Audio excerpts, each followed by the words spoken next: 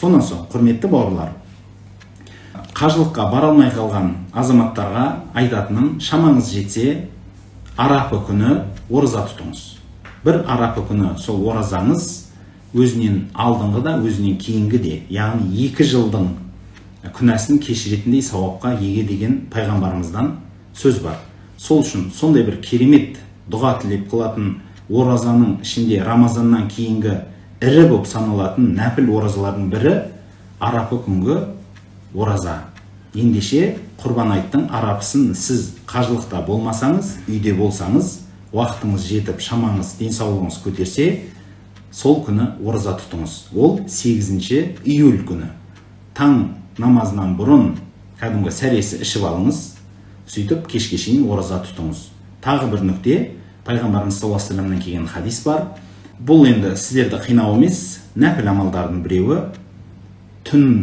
Айттың түнін, яғни арапа кешке жақыннан таңға шейін ғибадат құлшылықпен ләйләтул қадырды еске түсіріп көрсеңіздер болады.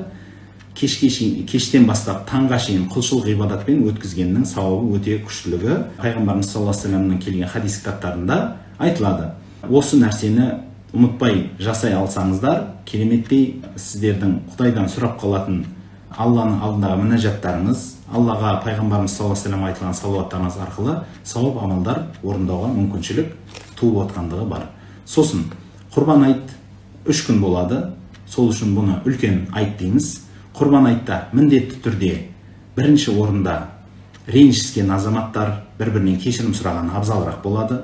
Сіз ол кісі сіздің ақыңызды жеп қойса да, бірінші орында кешірім сұраған адам бірінші жәннатқа кіретіндігін ұмытпаңыз.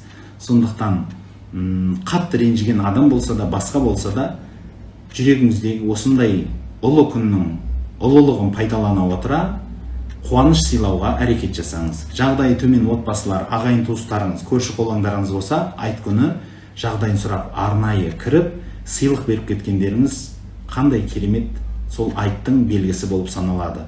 Және біліңіздер, бұл исламның шиар дейміз, исламның белгілерінен, исламның сол нұр жауған рухани байлық берілетін күндерден. Ендеше осы күндері көп жақсылық жасау, бір-бірімізден кешірім сұрау және сауап амалдарменен көп өзіміздің уақытымызды реттеу, бұның барлығы сізбенен біздің іздеген сауап амалдарымыз, іздеген ақыреттік дорбамыздың жемістері.